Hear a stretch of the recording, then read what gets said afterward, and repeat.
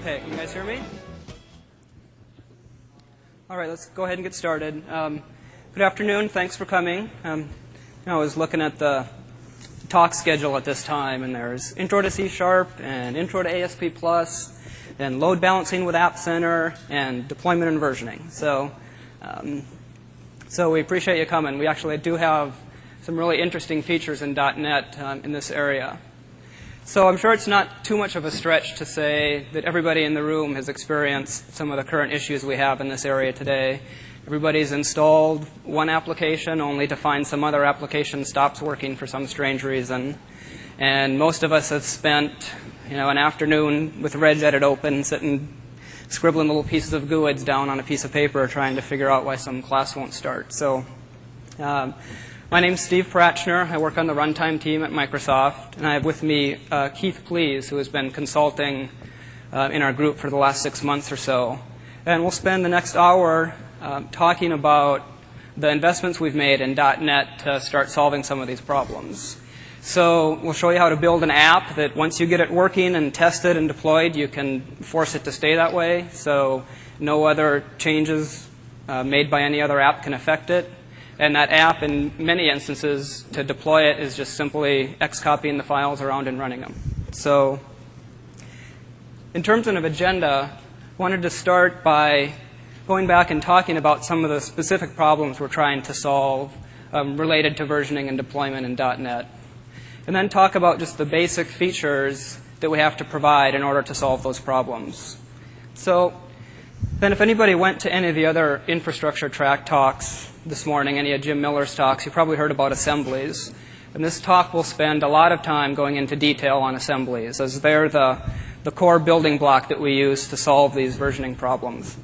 We'll talk about how assemblies are named, how we track versions and enforce versions at runtime, and how we let applications and administrators change the version of dependencies that get loaded through things we call version policies. Then we'll also go through some deployment and packaging scenarios. We'll step through deploying an ASP Plus app, a WinForms app, and an application that downloads code through a browser. And every few slides throughout the talk, Keith will be doing demos to show in more detail how this stuff actually works. So to start with, by far the most common versioning problem from a customer perspective is what you hear referred to as DLL hell today. And I'm sure we've all been here. You install one application, and then a week later, maybe you go back and run your favorite app, and it doesn't work anymore. And you can't remember what you did to your machine. And even worse yet, there really aren't very many good diagnostic tools for figuring out what went wrong. So the few causes of this, the first one is in the system today, we really don't record version dependencies at all, and we definitely don't enforce them at runtime. And also, apps are not isolated.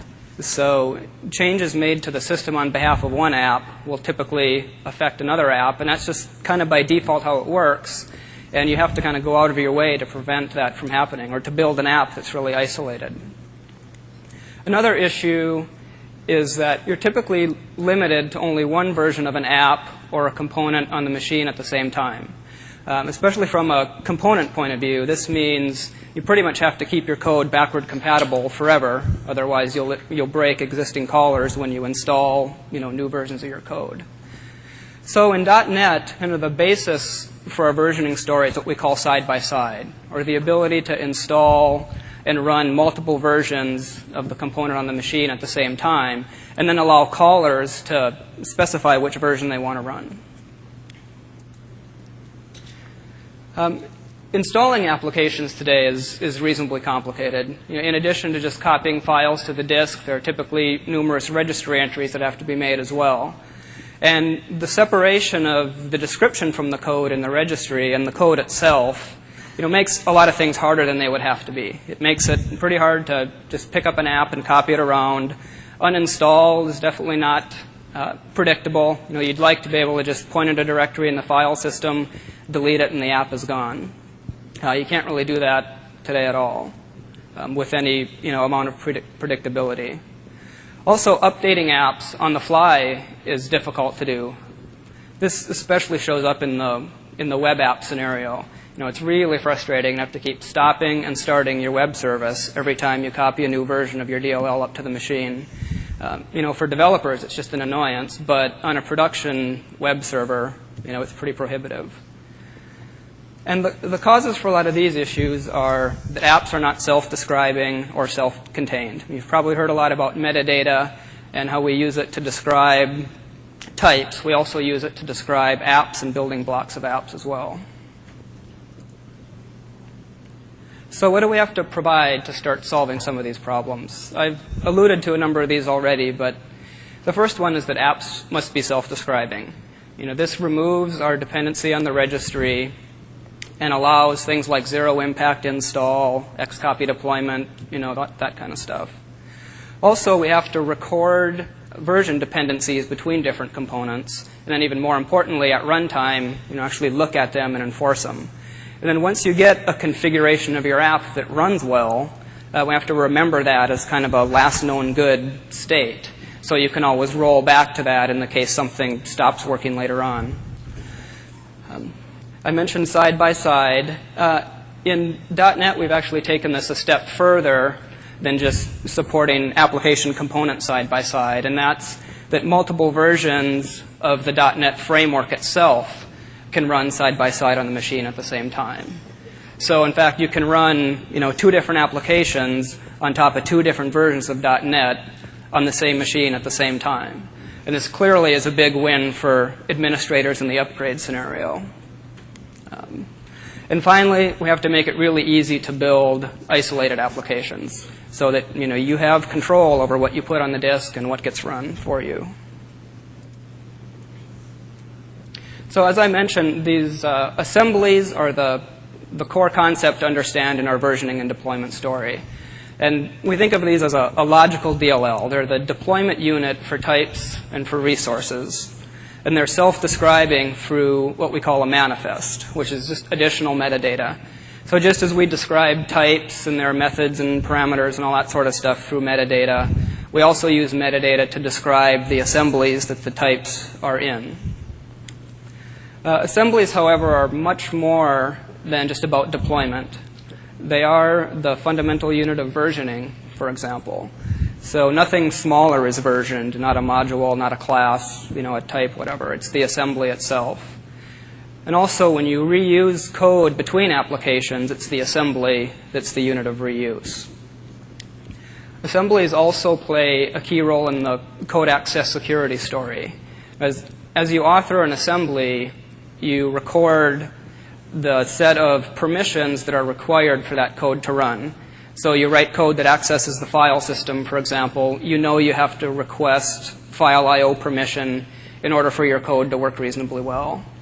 And then the administrator grants permissions to the code based on the assembly that it's in.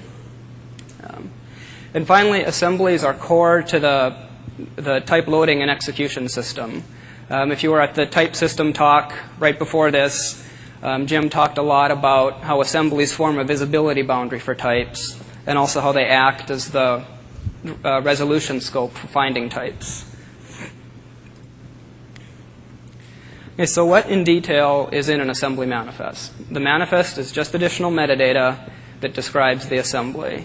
Specifically, it includes the assembly's identity, which is made up of 3 parts: a name, a version number, and a culture, like German, Spanish, English, whatever, that describes the resources that are in your assembly, if any. It contains a file list, which is the inventory for the assembly. We record the name of all the files along with hashes of their contents at the time we built the manifest, so that later on we can verify that the files you're loading are actually what you expect they are. The manifest also records dependencies on other assemblies, and this is where some of the version tracking comes in. So as you build an assembly, you reference other assemblies. We record, name, version, culture of the assembly that you're binding to. So we use this information then at runtime to be sure that the assembly we load is what you want. I mentioned the visibility boundary. So the manifest describes the types and the resources that are available to callers outside your assembly. And again, the permission requests are stored here as well.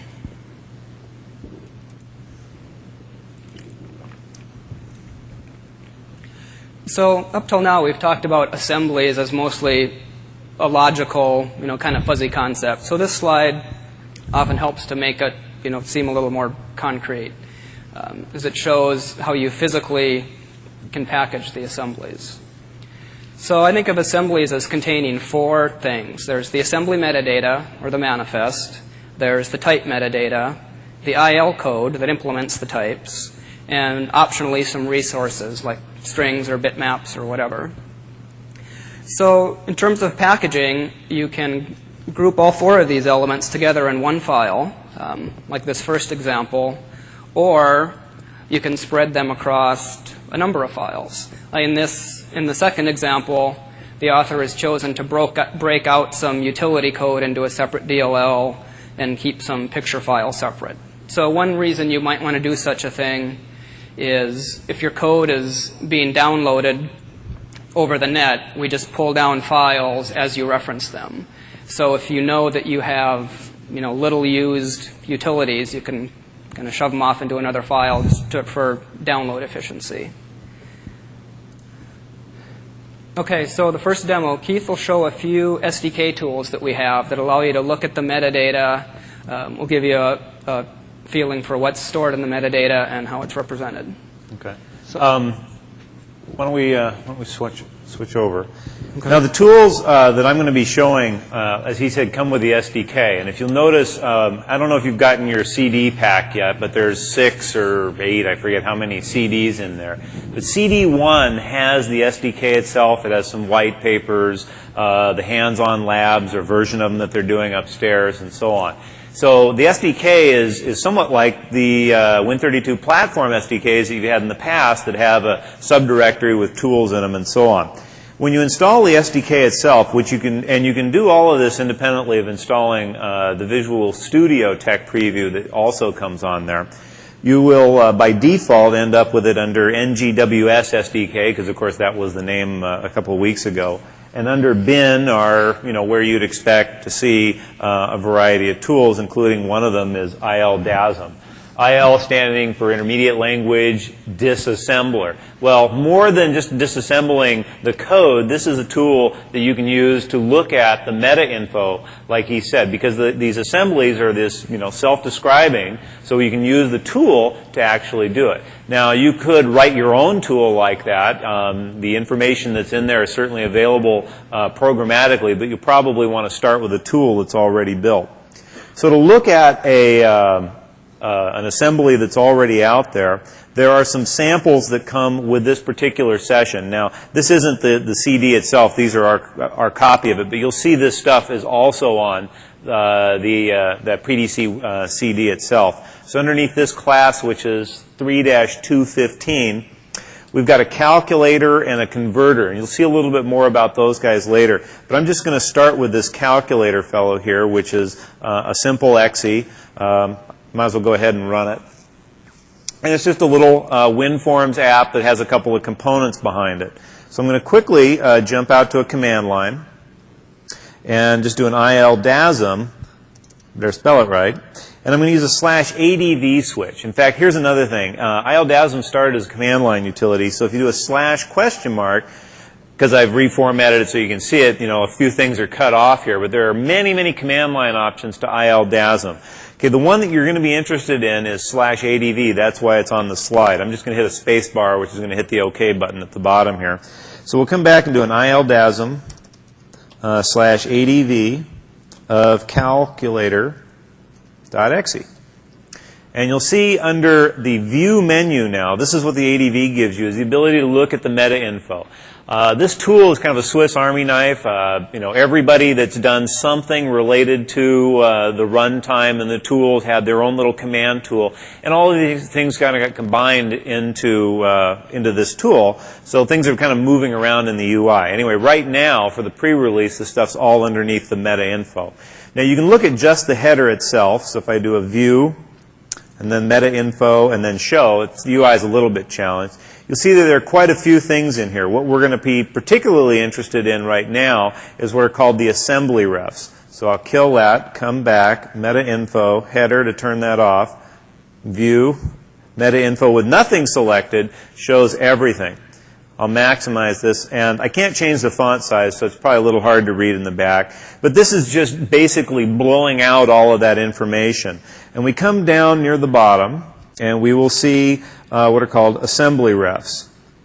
Okay, first of all, here is a signature for this particular assembly itself, and you can see that it says calculator in it. Then down here is assembly ref 1, and that talks about WinForms. Remember, it's a WinForms app, so it's gonna import and use the WinForms library. Same with the core library, which, if you haven't heard about, that contains things like the types, the base types that we use for integers and strings and all that stuff. Okay, some other, there's a drawing guy. Now here is math. That's one of the references that we are using. Okay, and here's some very specific information in this about the version number that it's looking for, 1000 or 1.0.0.0. That's what this thing was built and compiled and would really like to find when it goes ahead and runs. There's also a parser DLL, and you see this guy does not have any version information.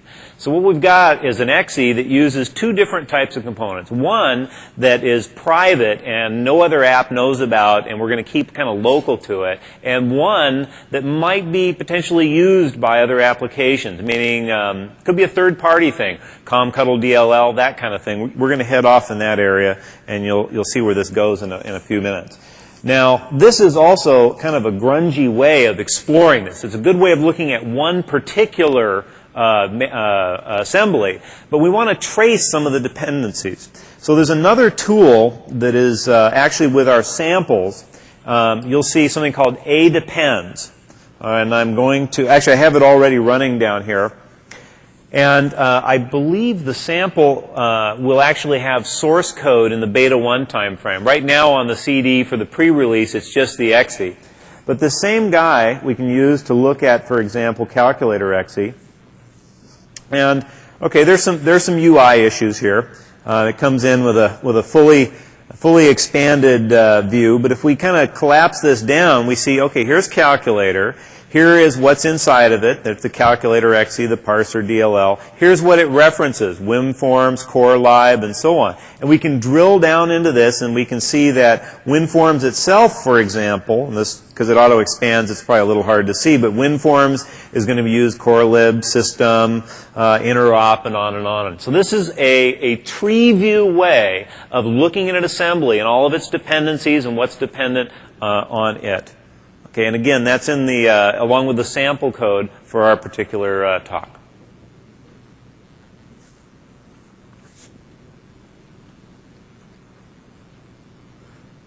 Okay, hopefully I switched that back right. We have to switch 4 screens. Are they all showing assemblies? Hopefully. Okay. Okay, so now we start to get into how assemblies are used to solve the versioning problem. So before we get into a lot of details, I thought it would be useful to step back and highlight a few guidelines that we've come to as we've gone through the requirements and design process for this stuff over the last couple of years. And the first one is that isolating components to your app whenever possible is definitely a good thing. It gives you complete control over what gets loaded on your behalf. If you contrast this with today's world where sharing is almost the default, right? You plop a DLL in System 32 or you register a COM component, it's going to be used and it's going to affect all the apps that are on the machine. And you'll see that we make it really easy to create these isolated components, and it is the default way we expect this to work.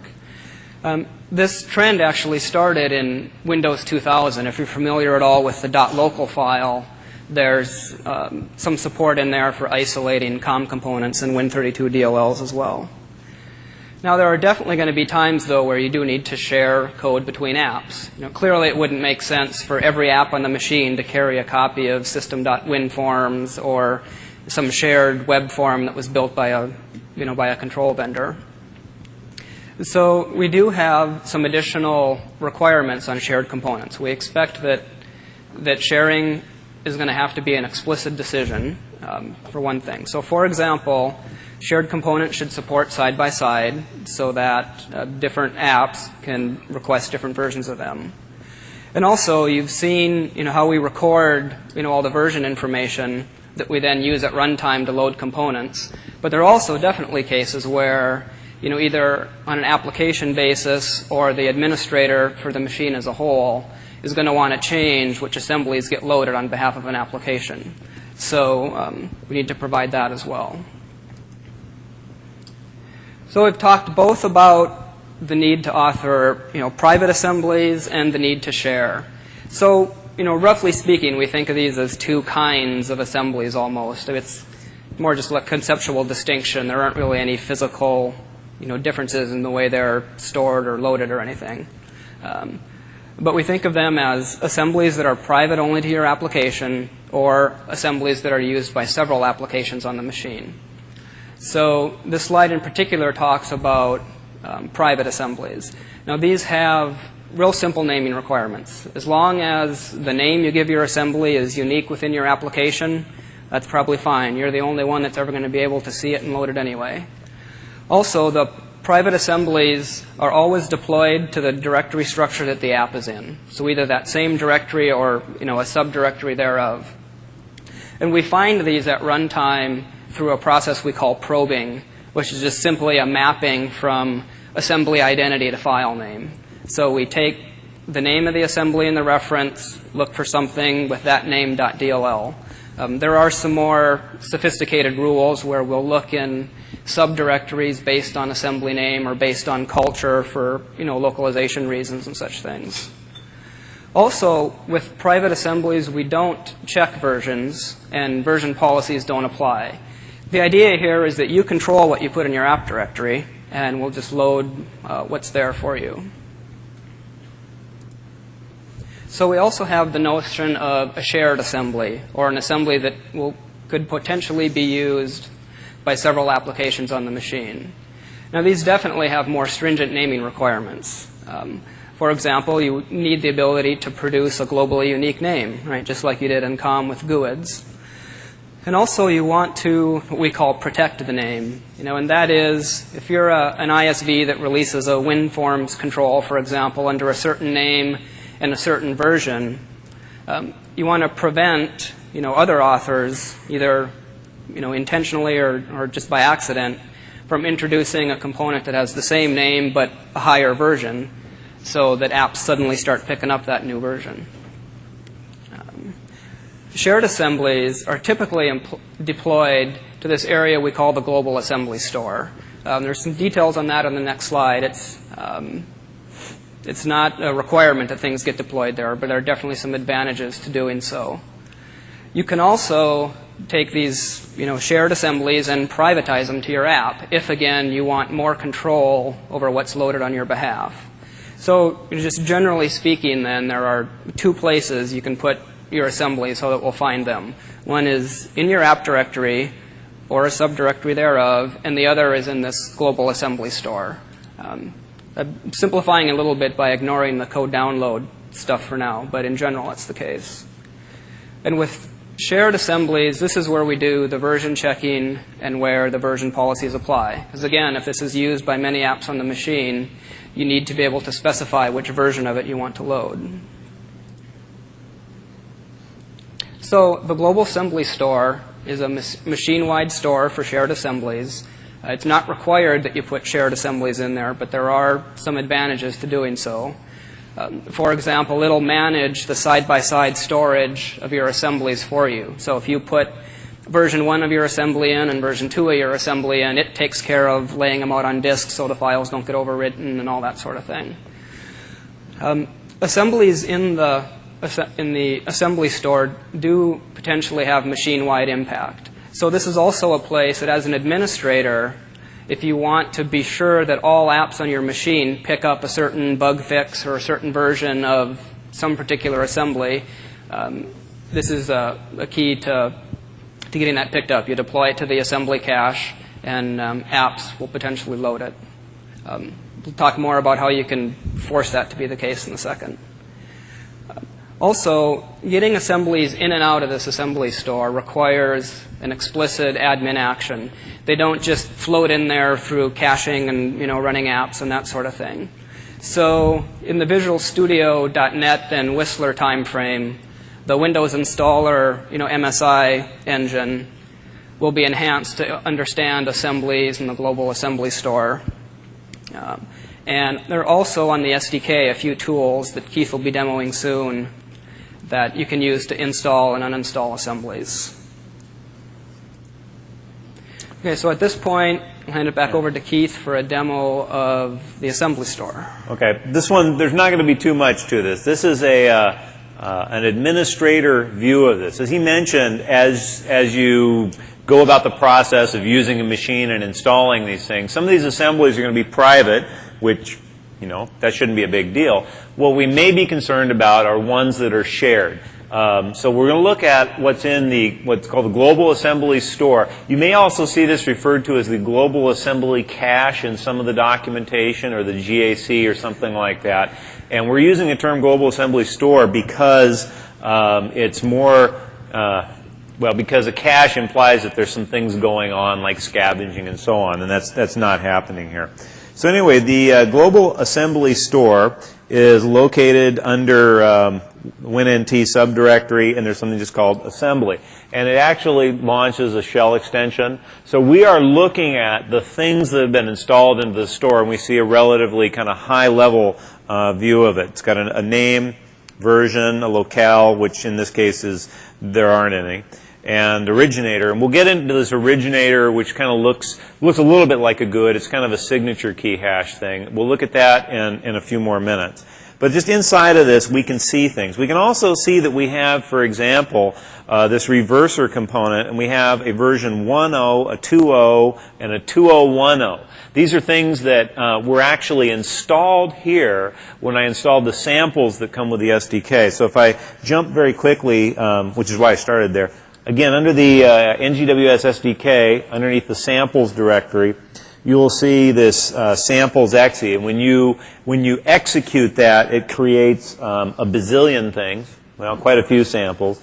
And I'm going to be looking in a few minutes at some samples that are under the deployment area. Anyway, running all of those things will start out your machine with several assemblies installed. Like I said, there's a calendar. There are a couple of things that go with other samples as well as these guys. Now, there's also a property page for each one of these. In fact, if I right-click, you see I can't do much except delete it, which is possible, and look at the properties. The properties give us one additional useful thing, which is the code base. It tells you, where this DLL is on the disk that this thing was actually installed from. It also gives you the date and time modified, so you can find out when this thing was put into the cache. Okay, we'll get into what we did to create something to put it in there, but I just want to show you right now kind of, the default way in the pre-release that you can look and see what's in this global assembly store. Okay, back to you. And we got to hit 8 buttons to switch screens up here. So it takes a second. Okay. So the next 3 or 4 slides and the next couple demos go into a fair amount of detail on these shared assembly names. Again, these apply to the assemblies that can potentially be shared by many apps on the machine. So there are 3 primary goals to these names. The first is to give you the ability to create a globally unique name. The second is to prevent name spoofing, as I described a few slides ago. And the third is to provide some identity when you reference and load an assembly. So the idea there is at compile time, you compile against a particular assembly. We record, information about that assembly in your manifest. And then we use shared names at runtime so that you can be sure that the assembly that is loaded on your behalf actually came from the person that you think it came from. So the basis for all of this is standard public key cryptography. So at a high level, as you author your assembly, you generate a key pair, or you get one that's given to you. You sign the file that contains your manifest with the private key, and you make the public key visible to your callers. There are several build slides that explain this in detail. So as soon as you say the word signing, automatically authenticode comes to mind, right? This is not that in any way. Authenticode and shared name signing have completely different goals. For example, Authenticode implies some level of trust. Right? You go to a third-party signing agent, you give them a piece of ID that proves that you're you, they give you back a certificate that you embed in your component that then gives the runner of the code the choice to accept it or not at runtime. So the shared names don't have anything to do with certificates or third parties or anything like that. Also, the signing is typically done by the compiler as you emit the assembly. We also provide in the SDK a number of tools that allow you to do the signing later, of course, too. I wanted to mention a bit about test signing during development. So, it's almost always the case that as an author building the assembly, you as an individual don't have access to the private key that you'll use to sign your assembly before it goes out the door.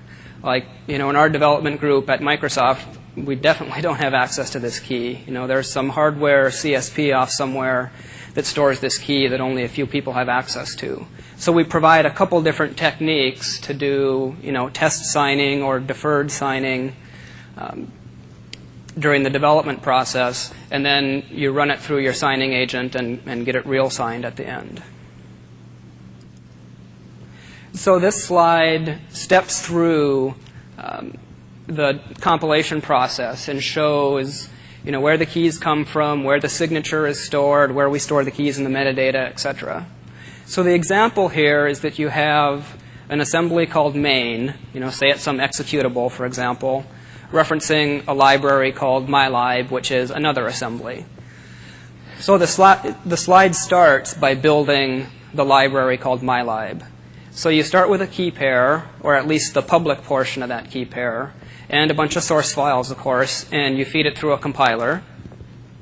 It emits the assembly.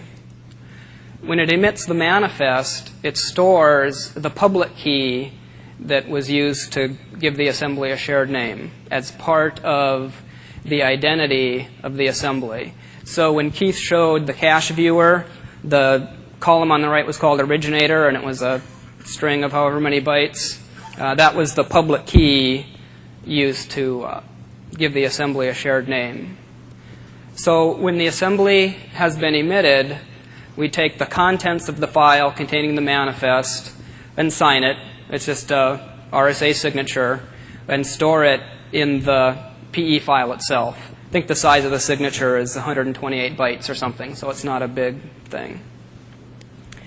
Now we'll go ahead and compile main. So we emit the assembly, and as we've described, assemblies always carry dependency information about assemblies they reference. And in this case, the reference to mylib includes the public key that was used to build mylib. So you can kind of see where we're going with this, right? At runtime, we can use this information to be sure you're getting what you want. So Keith will step through this in detail and show you the tools that you use to generate the keys and the compiler switches to feed the keys to the compilers. I think the example is probably C#. Right. Now, both of these utilities, SN for shared name, because it's going to generate that shared name kind of blob key info, and assembly linker, it's going to put things into the global assembly store. Again, both of those are in the SDK, so the NGWS SDK bin subdirectory. And these are also the exact kinds of things that a tool like Visual Studio can encapsulate and wrapper for you. So it's going to be possible for people that really don't want to get into this level of detail to write something that is shared and used that way. Of course, this being the PDC, we want to show you what's going on underneath the hood. Okay, the first thing to look at, yeah. Oh, that's true. We got a couple of build things on here. I'm going to show you very quickly on the slides, and then I'm going to kind of show you how it actually works on the demo machine. Both of these at once? We'll just do one at a time here. Okay, the first one is SN. Again, that's going to execute this SNXE, which is a little dinky guy. And -K just says create a new key and put it in this file. In this case, it's called ordkey.snk. It could be called anything. This is somewhat equivalent to a GUID gen or whatever. We're generating a private key that we are going to use to uniquely assign uniquely sign our manifest. And we need to do that because we want to keep other people from spoofing it. Okay, the next thing that we're going to do is we're now in a position where we can build our assembly, which is kind of relatively complex. It has 2 components. We're then going to register it, put it in the cache, and so on. So let me talk about the lines that are on here, but I'm actually going to now jump over to my demo machine and show you the equivalent thing. I'm going to run it, and so on. So this, again, goes back to a sample that's in the SDK. So that's why it says NGWS SDK, samples under deployment. This is one that's called Step 4. And it kind of corresponds to, there's a white paper, a tutorial that leads you through this thing. Anyway, we're now at the point where we want to generate a shared component. Okay, and the first thing that we want to do from that other slide, which you have in front of you, is we want to generate a key. Now, while Steve was talking, I went back into my assembly here, and I deleted out all of the reversers. So I'm going to start and kind of build it up. Okay. I then ran this build.bat that we have here, and I'll edit it very quickly, and you'll see, it's basically what was on that particular slide as well. And this guy compiled my reverser component. That's my shared guy. Okay, and to do that, I needed to input to it, this is wrapped, of course, the key file name and the version number. Okay, this allows me to do that strong naming of the component. Okay, then I basically put it into the cache with the assembly linker utility. Okay, then I compiled my private component, and now I'm finally ready to compile my application itself, so I actually build the client side of it. Okay, let's get that out of the way. And the difference is here, I'm going to change the name of this file. Actually, I'm just going to delete it. What the heck? We're only going to do this once. So I'm going to delete ordkey.sync. I'm going to then jump out to a command line and do a snk of ordkey.sync. And I'm actually going to generate a new key. Okay?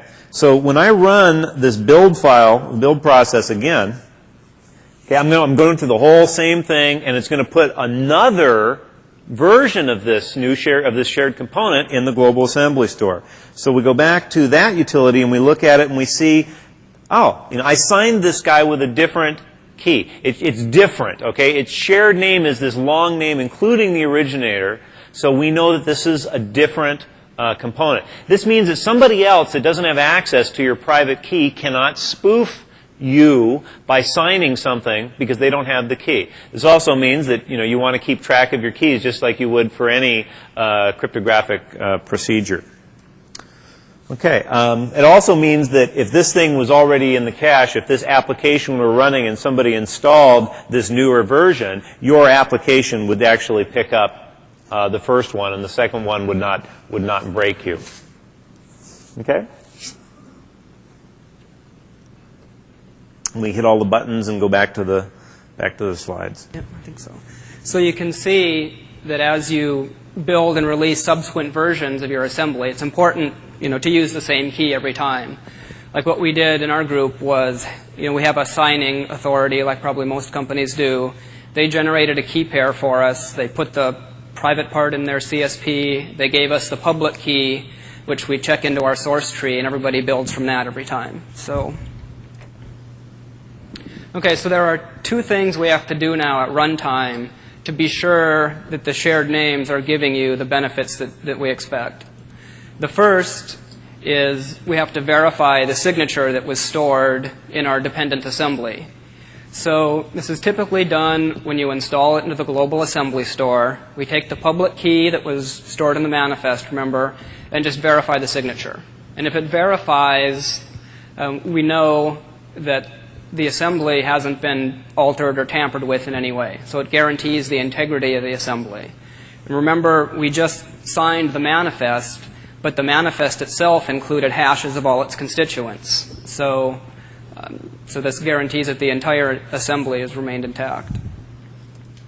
So the second thing we have to do then is when we resolve the assembly reference from main to this library is to compare the keys to be sure that the version of mylib that gets loaded comes from the publisher that main expects it to come from. Again, this public key was recorded during the development process and verified at runtime. Okay, so we mentioned assembly identity when we talked about what's in a manifest, and part of that was a version number. So the version number is a core part of the identity, so version 1 of some assembly and version 2 of that same assembly are completely different identities as far as the class loader is concerned. So this version number has 4 physical parts to it. And it's important to understand how the loader interprets each part of this because it's key to how it determines which version to load and how policies get applied. So as you can see, there are 4 parts to this number. There are major, minor, build, and revision. And changes to the major and minor portion of this number are considered incompatible changes. So say, for example, you've changed the types on some of your parameters on a method call, or you've deleted some types altogether or whatever. Then the major and minor number is changed to show that this is incompatible with the previous version. On the other hand, changes to the build and revision portions of the number are considered compatible with previous versions. So these are, hot fixes, emergency bug fixes, security patches, that sort of thing that by default you'd want apps running on the machine to pick up. We call these QFEs. It stands for quick fix engineering or something. I don't know, just hot fix, think of it as. Okay, so we've recorded all this version information. We've looked at how the version number is structured. So how do versions actually get resolved at runtime? This slide talks about how it works at default, by default, and then we'll go into how you can customize this behavior. So we've said probably over and over again by now that the manifest records the versions of your dependencies. So by default, what we do is load based on major and minor number. Those have to match exactly, because if they don't, it's known to be incompatible, so you can pretty much be sure it's not going to run. However, we take the latest build and revision number. The process of picking up this latest build and revision we refer to as automatic QFE or automatic hotfix policy. And the convenience here, of course, is that you can release bug fixes, critical bug fixes to your components and have them picked up by apps without having them recompile. Of course, this is not foolproof, as you can imagine, and we'll show how you can, how you can get back if you get into trouble. So QFEs may come from the app directory if you've deployed them there, or can come out of this global assembly store. And again, the versioning only applies on references to shared assemblies. So the next several demos now step through the process of installing different versions of a shared component that's used by a couple different applications and show how policy works by default and then how you can customize it. So I'm going to let you do the build here. I got to grab the mouse. We're going to start. I'm going to walk you through the way it looks on the slide, and then I'm going to do the demo, and then you'll have the slide in your handout to refer to. So we're basically starting here with nothing on the machine. We just have an empty assembly store. And we come along, we create this calculator XE, which has a math DLL, or assembly reference inside of it. Calc 10 uses math 100. When we install it on the machine, we know that this math is likely to be reused like a typical math engineering library. Anyway, it goes into the global assembly store. We put the 100 in there, and calculator itself just works. Okay, now the next issue is we find another application which we've also written that also comes with the samples, and this guy's a currency converter. Currency converter, typically going to use another financial or math DLL. He actually uses a newer one. If you see it says 1001. So again, we come along, we install this, we now have both versions in there, and this currency converter works, but subsequently when we run this calculator, we find something a little strange. Okay? which is that our formatting has changed. So we're picking up this 1001. It's not killing us, but it's doing something a little strange. And what we then do is we edit a file, which I'll show you, and which Steve's actually going to describe in the next slide. This is a little XML file for configuration. And we fix it. And we do this without recompiling, redeploying, or doing anything. This is a simple administrative operation. So if I go over to my demo machine, okay, the samples are, again, the samples that come with this particular talk. And if we look, I guess we can see the directory here. We have our calculator and our converter. So I'll let the converter kind of go for right now. Over here we have our calculator exe, and you'll notice instead of having a build file, we have, or a build batch file, we have make files. You'll see those actually used throughout the SDK as well. So I can basically just jump out to a command window and I say nmake. Now this is familiar to people that are using, from a Visual C++ background, from a VB background, just kind of understand that the nmake utility is basically calling this make file, which does almost the same thing. We could have had a bat file. Okay, and we went ahead and built it. So now if we go over and look in the global assembly cache, oh, I'm sorry, we didn't do. I need to do this first where I go down and build this DLL and register. We actually have a make file down there. So that's something that I do differently with my build files is I chain them all together. But if I do an nmake here, I'm going to make this DLL, come back up and do an nmake. Okay. And, okay, now here's my math 1.0. Okay, so that guy is working properly. So I'll come back to this fellow here. And I need to go down into my converter, which is converter, and I'll go into math 1.1, and I'll do an nmake, come back up, nmake. Okay, now I'm actually going to run these things and show you, kind of quickly what's going on in the UI. You saw the calculator. Everybody's seen a calculator. I'll show how it's been changed in just a second. So here's our converter, and we pick something like this, and we say convert, and it comes back, and it's just doing some simple math. Now the problem is, and I'm going to close out of this guy. The problem is that changing. You saw we formatted it a little bit differently. The result. So we come over and run this calculator, and we say something like 2 minus 5 calculate, and it says it's -3, and we picked up this $sign, this formatting thing. Again, we're not broke, but it's this kind of weird issue that we'd really like to get rid of. So to do that, we have this config file, and this is, as Stephen said, we had the idea of the .local file in the Windows 2000, which is the first kind of release of stuff that allows you to run side by side. We also now have this config file, so when I do an edit of it, bring it into Notepad. I've already established this little section in here, and if I just change normal to safe, okay, safe says, nah, don't go picking up the new stuff. Let's go back and just take that old thing. I save it.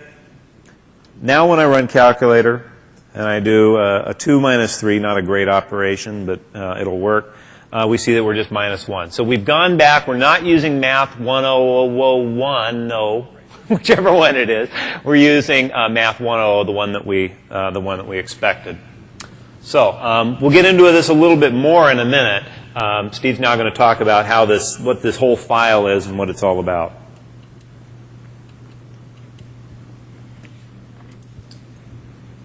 Okay, so as the demo showed, there are clearly cases where the default version policy might not be what you want.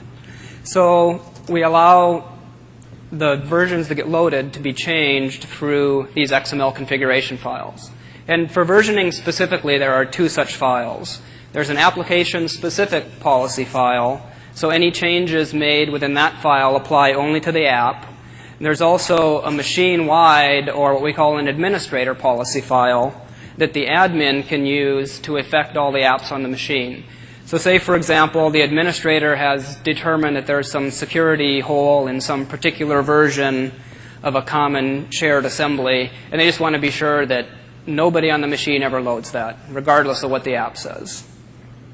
So examples of things you can do in these policy files, you can just change the specific version that you bound to. So these examples show binding to version 1.0, for example. You can bind to version 2.0 or some specific bug fix release thereof. You can also turn off this automatic QFE or automatic hotfix policy. So for a particular assembly, you just may not want us to pick up the latest bug fix. And also, Keith demoed safe mode, which is a real handy thing. This is, running your as-built configuration.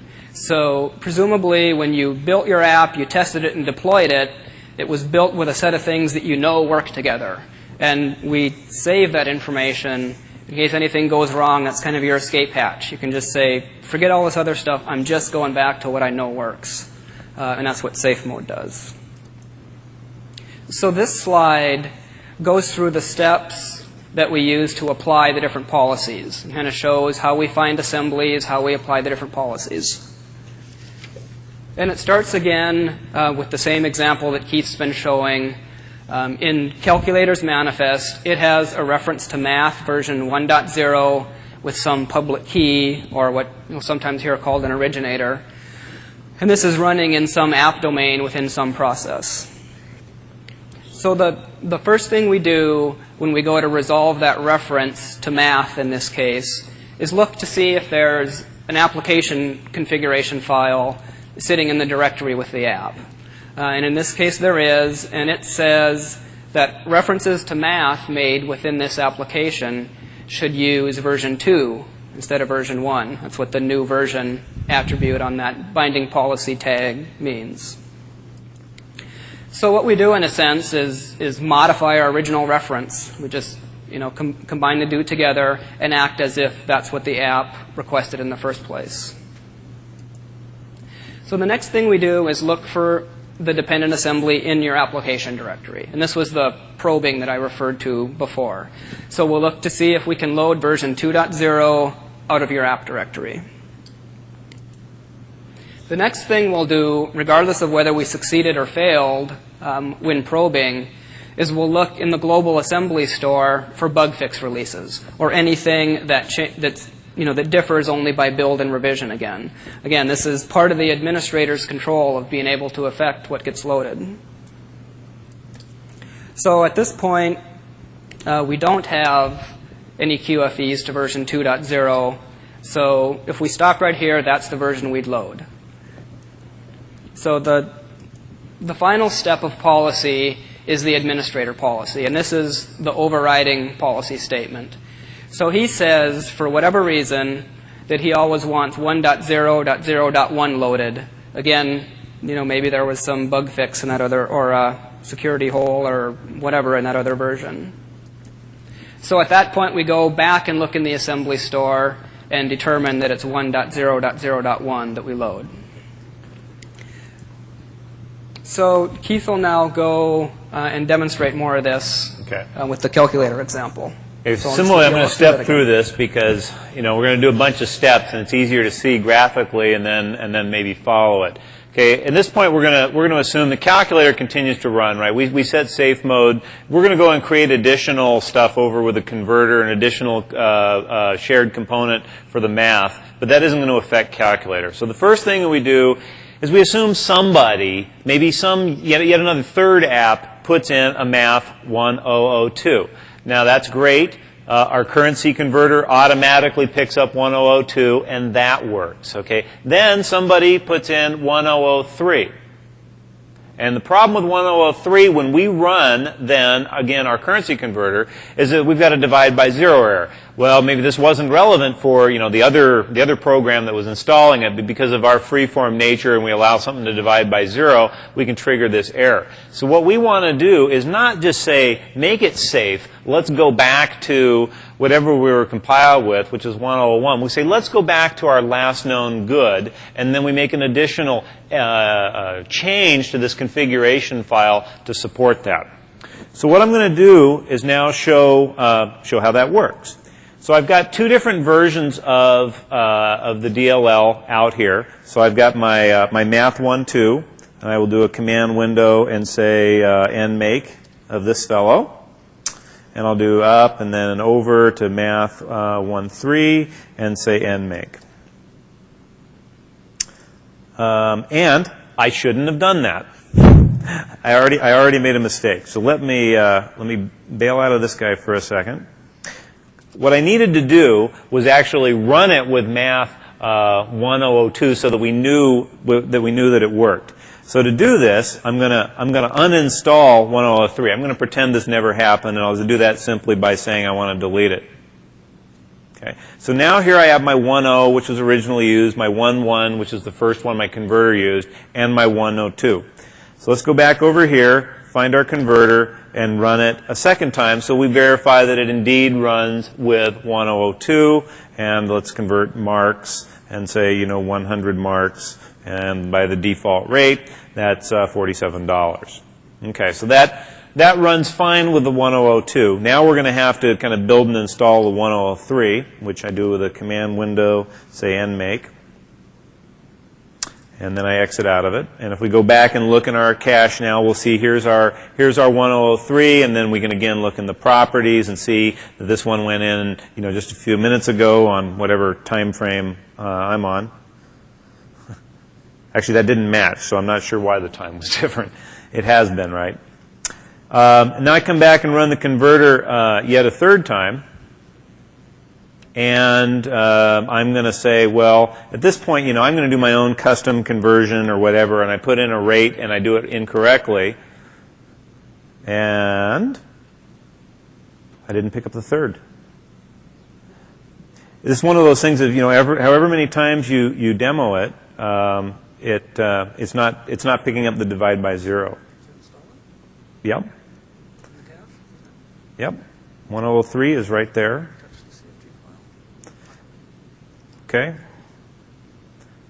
What he's saying, I don't think we have to do that. Is there anything in there that converts it back? No. I think the issue might have been just simply an amount of time. And I could be wrong. I am wrong. From the previous time you ran the demo, is your converter.cfg still reverting back to 1002? I have not changed this. It should still be naked. Well, the demo works a lot better when this thing fails, but I mean, we could be saying here's an actual fail-safe situation. And it could be one of those things, if you run it so many times, then you eventually run it and it doesn't fail. So I will, boy, this is going to be hard because the tool I wanted to demo kind of gives you the, it just requires that it in fact failed to fix it. So why won't it fail? Let's go back and do it. I'm going to do this one more time relatively quickly. I'm going to delete 1002.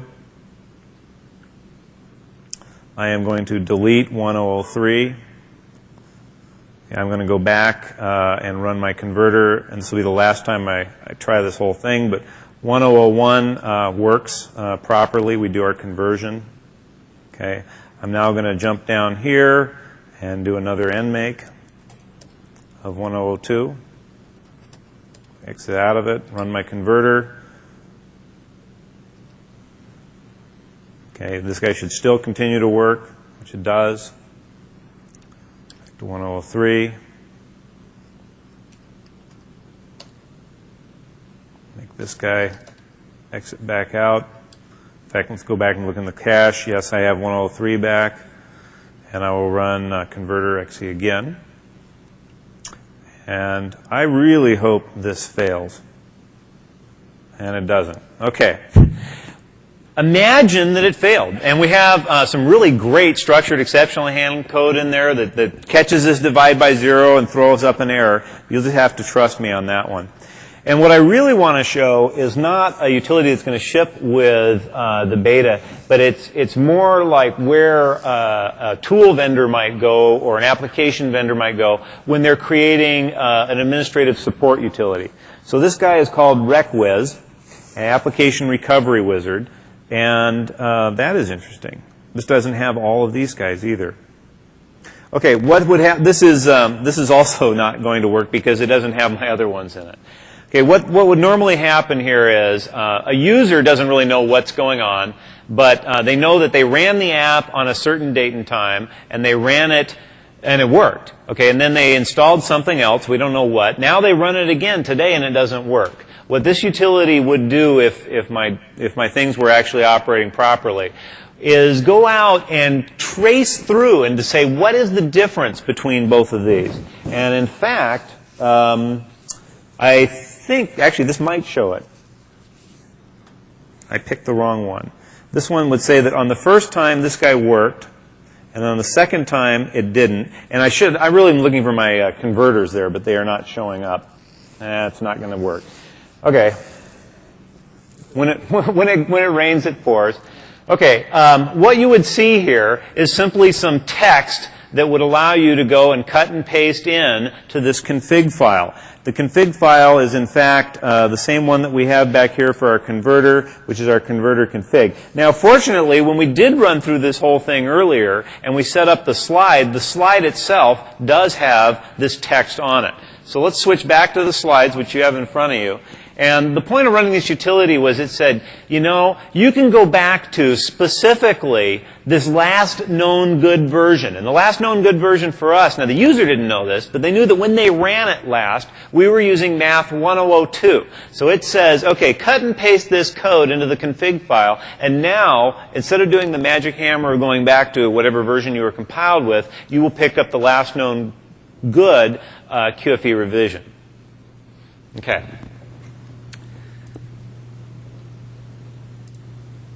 Okay. Do I have the slides up? I don't remember. Yeah. Are the slides up on all the Yep, machines? I think so. Okay, we're getting close to the end. I want to leave some time for questions, so I'm going to kind of buzz through these deployment slides. I've kind of broken deployment into two different aspects. One is, you know, the packaging, how you put your files together, and the other is distribution, or how you get them out to the clients and servers that are actually going to run the code. So in the first release of .NET, there are three packaging options. There's just the files as you built them, DLLs, EXEs, whatever. You can package them in cab files, or you can use the Windows installer. Distribution, you know, varies by scenario. In many cases, it's as simple as an Xcopy or just FTPing files up to a web server. We also have some pretty extensive code download support. Now, I didn't have time to squeeze that topic into this talk. There is a specific code download talk sometime tomorrow. The reference is at the back of the slides that goes into detail about how the code download stuff works. Or again, you can use the Windows installer mechanism. So I have three quick scenarios here. The first one is a WinForms app. I mean, these are just kind of illustrative of how you might use these packaging and distribution facilities, but they're by no means the only way that you can do that for this particular kind of app. So here you might choose to use the Windows installer. Visual Studio.net has a tool just like VS6 did that creates MSI files for you based on your Visual Studio projects. And then you can distribute this using the Active Directory, Windows 2000 app management, group policy, that sort of thing. So you can use the directory to assign your .NET application to a group of users in your organization and use the Windows installer features like on-demand install and application repair and that sort of thing. Second is a control that's being downloaded to the client through the browser. Here you might package it up in a cab file to compress it for a more efficient download. And the code gets downloaded through IE's download mechanism. So there are several improvements in this particular scenario in .NET over what we have today. The first is there's no impact on the client machine, meaning we don't make registry entries like we did with ActiveX control download. So code that comes down doesn't leave anything behind on the machine. The second, and this one is a real big win, is that downloads are isolated to the application that downloaded them. So the goal here is that we don't want the fact that some user happened to browse around to some website and download a new version of some assembly from having any other effect on the machine whatsoever. Download is incremental. I mentioned that earlier. We only bring a file down as you reference them. And the other big win in this area is the code access security. So there's no longer authenticode dialogues coming up that users look at and are confused and they either click no and their app doesn't work, or they click yes and something bad happens, and that stuff's all gone. And again, there is a code download talk. I think it's tomorrow. Okay, the last one quickly is an ASP Plus app. Here there probably aren't any special packaging requirements at all. You probably just ship out your ASP files and your HTML files as you built them. As with all the scenarios, there is no registry used anymore for activation or anything. So replicating your app between web servers is real easy, etc. So the biggest feature here, I think, in .NET is that the DLLs can be replaced on the fly. So there's no more stopping the web service, copying your DLL up, registering it, starting your web service again. Just copy the file over the existing one. We notice that it's changed. We spin up a new app domain, which is the isolation boundary within the process, and start to direct new requests to the new version. And the old one gets phased out as user requests just kind of spin down and die. So that makes remote application update feasible. You can imagine an administrator sitting at a terminal FTPing new versions of apps out to his web farms, and as new users hit the website, they automatically pick up the new versions. Okay, quickly, the 3 key takeaway points. We've done a lot of work in the .NET framework in the last couple of years to enable zero impact install and to address DLL hell, or the versioning conflicts. The building block for all of this are these assemblies, which are the self-describing, versionable deployment units for types and for resources. We use shared names to ensure name uniqueness and to prevent spoofing. Side by side is a key element here. So the focus, if you will, on having to remain strictly backwards compatible isn't there anymore, at least the strict need to do so. And we support several different packaging and distribution scenarios, anything from PE files to cab files. Xcopy deployment is possible in most scenarios or many scenarios. We're integrated with the Windows installer and Windows 2000 application management and the extensive code download support that I mentioned. So I'm kind of buzzing here, but we're almost past the question time. So 2 talks that are probably worth going to. One is the download talk, Thursday morning at 10:15. And the other one, I think, will probably be the most interesting talk of the conference personally, and that's how does Hello World really work? So we'll take that talk steps through running a simple program from what the IL looks like, how the class loader works. So you'll see how assemblies get loaded, how the type visibility boundary gets established, how they play in the code access security story, and it kind of ties the whole thing together. And then you can kind of see how the fact that the deployment unit, the deployment technology is integrated so tightly into the engine is what gives us the ability to enforce versions the way we do. There are a few more things on the SDK disk that are useful. Keith has written a deployment white paper that includes samples that are very similar to the ones he went through today. They all work. They do. Well, he thinks they work.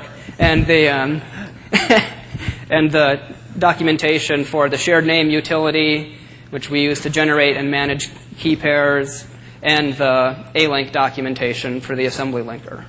So, questions?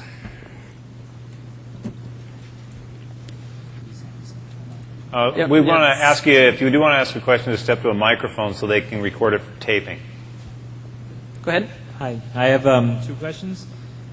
First, when does the global assembly store get cleaned up? It seems like you could just get version after version after version. And second, you just went and deleted assemblies from the store. And, do you do anything to prevent apps from breaking if you just go and do that? So in terms of when it gets cleaned out, that depends to a great extent on how the assembly got in there in the first place. We currently don't do any just automatic scavenging if something hasn't been used for a certain amount of time. We definitely could implement that. We just haven't gotten there yet.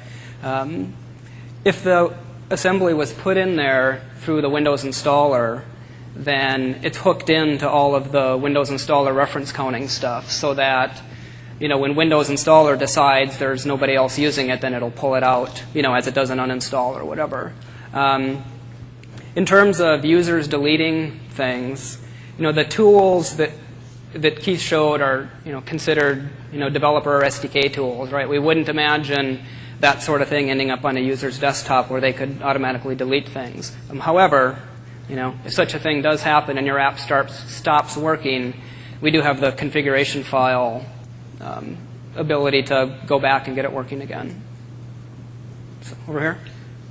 Does the live replacement feature work for iSAPI DLLs? No, it just works for managed DLLs and ASP Plus apps right now. Yep. About the DLL replacement, how does it work? If I copy a new DLL on top of an old DLL, does the application get called, or where does the old DLL file remain? So the way it works is we have various what we call hosts, which are the program or the environment that's responsible for starting and running the runtime. And in this case, it's ASP+. And one of the decisions a host has to make right away is where to create its application domains, which are its boundaries between apps within a process. And one of the flags you can set when you create an app domain tells us to not lock any files when we load them. So then when a reference is made to that assembly, we take it, copy it off into a download caching mechanism off to the side, and we load that file. And then we tell ASP Plus that we loaded the original file, or they know, that they can get the information of what the original file was. And then they put a file change notification on that file. And then when it gets copied over, the change notification goes off. ASP gets notified. They start a new app domain to start processing the new code and redirect new user requests to the new domain and just let the old ones filter out. And then as they get loaded, they repeatedly get put in this download cache and loaded out of there. And that particular cache is just scavenged over time as things get stale.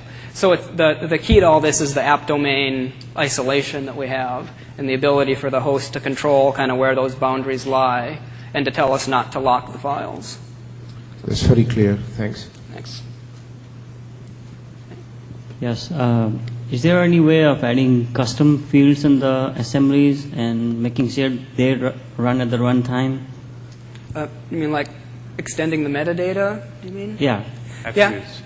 Yeah, there's one of the extensibility points in metadata is called custom attributes. So pretty much any piece of metadata that we have, you can hang a custom attribute off of it. And how do we make sure they run at the checking? How do you you check the major and minor version compatibility. Right. And making sure those custom fields are checked. Well, the custom fields are deployed, they actually become part of the manifest and are deployed as the unit, as with the assembly. Maybe I'm not following exactly what you're. Are you asking about essentially making the name longer by having custom fields in it? Like changing the actual long, shared name of it? Adding some other fields and making sure they match. Right. Well, what he's saying is custom field. He mentioned custom field with binding policy, but when the loader picks it up, it's not going to look at and try and version the custom fields. It's all going to be based on the name and the strong name of it as well.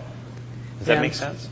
Still not completely sure we're following this. Maybe if you just want to stop up afterwards, we can hash through this. Okay, sorry. Okay. Yeah, my presumption is that an application would be able to access assemblies on another computer. Sure.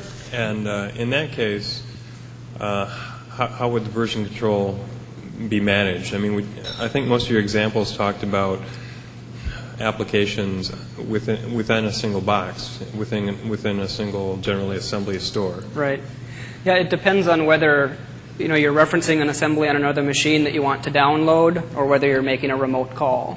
A remote call. A remote call. Then, as part of the SOAP information that goes across, I believe we send across the assembly identity information that you're looking for. I think actually, on the server side, these things end up going through an ASP process. I think at that point, it looks at the version of the assembly that was requested, and then that gets requested on the server side. So the same would apply over the internet as well, because it's basically a SOAP call. Yep, exactly. Very good. Yep. Okay, one more question, and then I guess we're out of time. I'll be around if you want to keep going. Okay, over here. Sure. Yeah, you mentioned a couple of times about not making registry entries anymore, so you must keep that data somewhere else. Is that something that developers can get access to when they're doing their own development so that we don't have the same registry clashing problems? Yeah, definitely. There are a few different categories of information here. Most of what used to be in the registry is the type descriptions, which are now in metadata. And you can access those through just the reflection APIs. But if you as a developer want to save state along with your app and want to have it X-copyable and such without putting it in the registry, then it gets stored in those same configuration files that we were editing version policy in. So there's a configuration API that you write to save your state. It goes in those files and it'll roam with your app. Thanks. So, okay, thank you.